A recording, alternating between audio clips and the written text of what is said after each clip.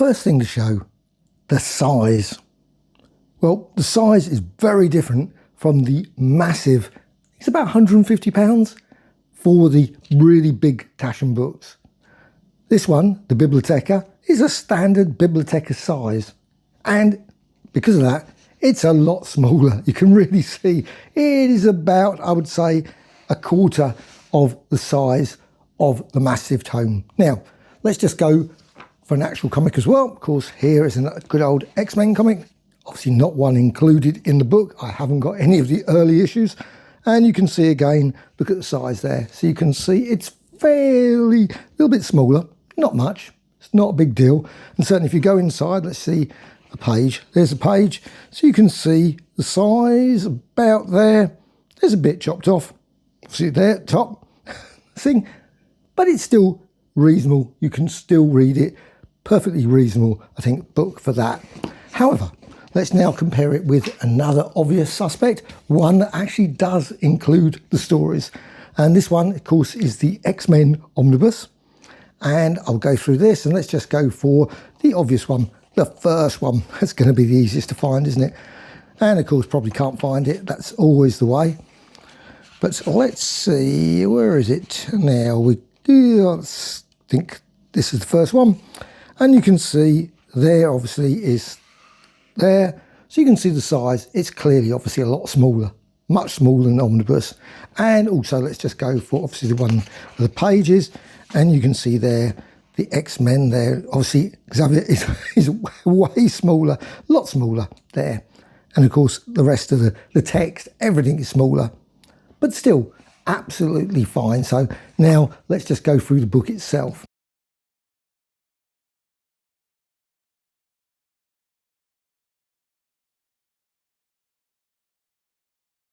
This has just come, really good book, the X-Men Taschen book. Been waiting for this for quite a while. Now, it was available in a huge, massive volume. I decided to go for this. The Bibliotheca one is a format that I really love. Bibliotheca Universalis. I've got quite a few of those, 1963 to 1966. So you can see it's got a lot of great stories in. Now, X-Men is probably not for everyone. The early X-Men, obviously Kirby, and also Alex Toth and a few others. But still, I think, perfectly reasonable stories. I thoroughly enjoyed the Juggernauts, the Sentinels, the Magneto stories in the early days. So let's just go through this. What do we have? Well, it's got a lot of these sort of pages, which I always slightly am not so keen on. But I know some people say they're a useful addition. But it does have some inked pages, which I think is great. The Blob one there, I really love that. And of course, you've got the classic. I mean, that's just one of the best. Obviously, X-Men issue 4. Always love, of course, you've got the green there of the Scarlet Witch. Someone obviously didn't work out that on the... But still, you've got Unus there, the Untouchable. A really good story, and one that was, I thought, was great with the Beast and everything. I thought it was just a brilliant sort of a, near enough not a solo story, but certainly one that highlighted that character. But it also gives this, which I think is really good, sort of history, a history of the mutants within the Atlas comics. Also got lots of other things as well, tales of suspense. So it's a bit of a build-up to Cyclops.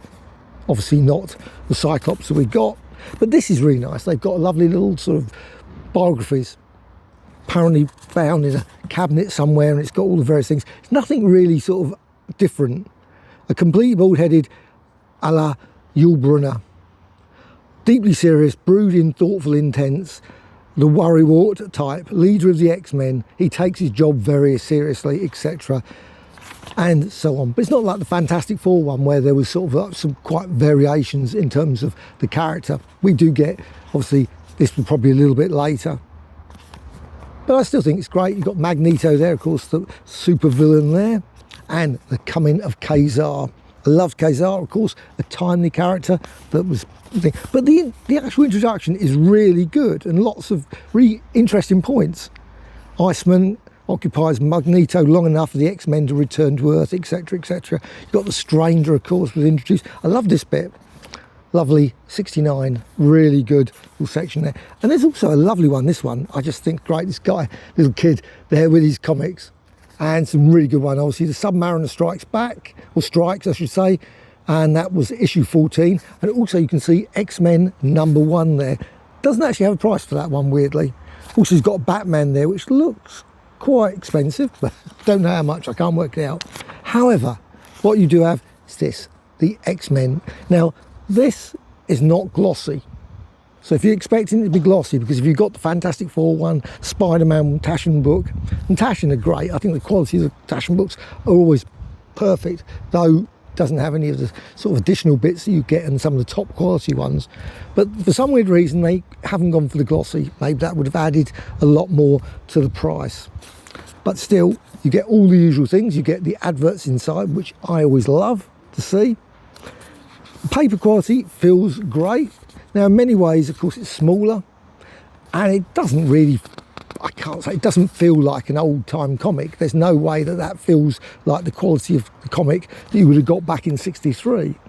But it still hasn't been altered, hasn't been tweaked and changed in any great way. It looks like it would back in the day, which is good. Obviously, the various omnibuses, masterworks, etc., they've been cleaned up a lot. This does not have that look throughout. Now, there might be some, I don't know, there might be some changes. However, another thing that's really great, which I always love, and that's, of course, the adverts. You've got this one, Sergeant Fury, issue 3, and, of course, Amazing Spider-Man, issue 4.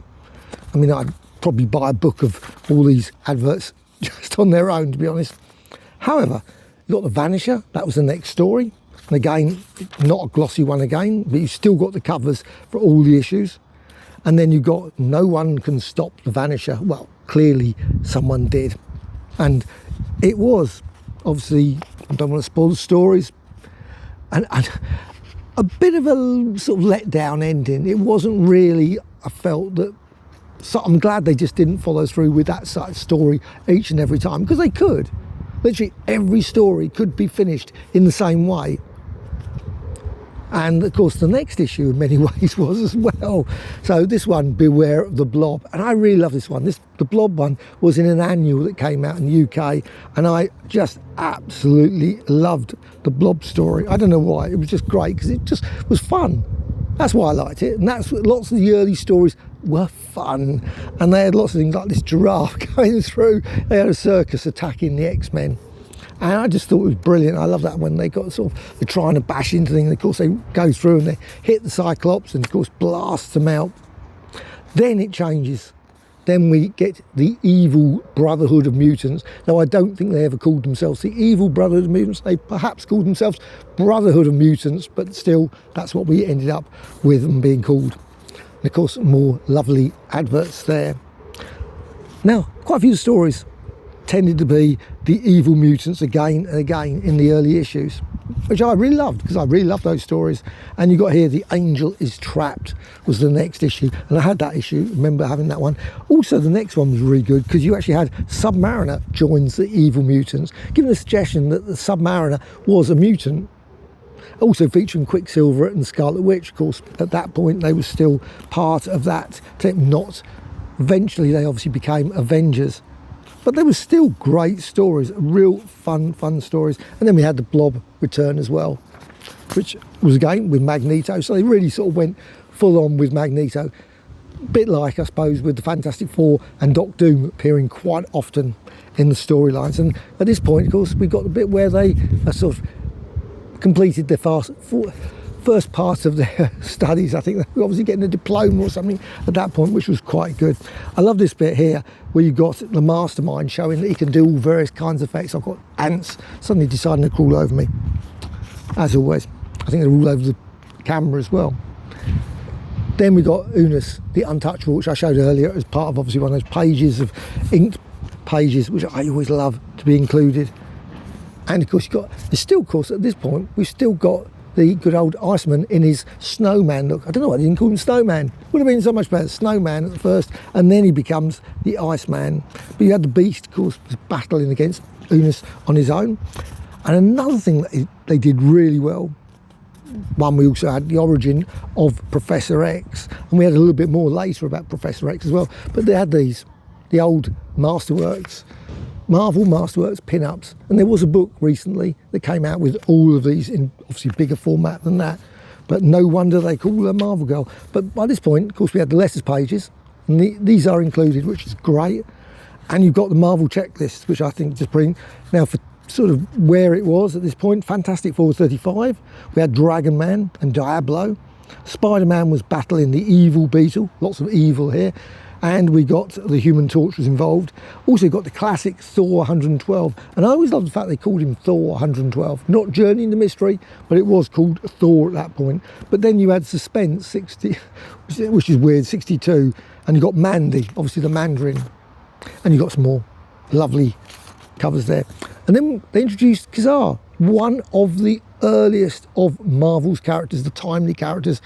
In fact, I suppose you got Submariner a couple of issues beforehand, but finally we got around to Kazar. I'm surprised they didn't introduce him in the Fantastic Four, but they didn't. They brought him into with the X-Men. Of course, they go here to the Savage Land, the most spectacular. But here he was called Lord of the Jungle. So not Savage Lands, the world that time forgot. I love that one there. And Zabu. And on to another one. Of course, we got the Stranger, of course, and we got finally got Wanda and Quicksilver leaving the evil Brotherhood. Big news as well. We got the Merry Marvel Marching Society as well, which I always love those ones.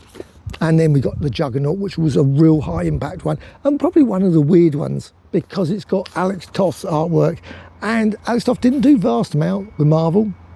Perhaps he was never a great fit because when you look at this work, it really isn't the work in the same style that Alex Toth had elsewhere, I don't think. I think it just doesn't, it's still fine, but it doesn't have that same impact as far as I'm concerned. There's 3-volume books of the Alex Toth, which I think are some of the best comic books, and it's just great. Where Walks the Juggernaut, that was a great story as well. I love that one. And that had the Human Torch, which I thought was a really good story, but the thing about that story was I was sort of upset.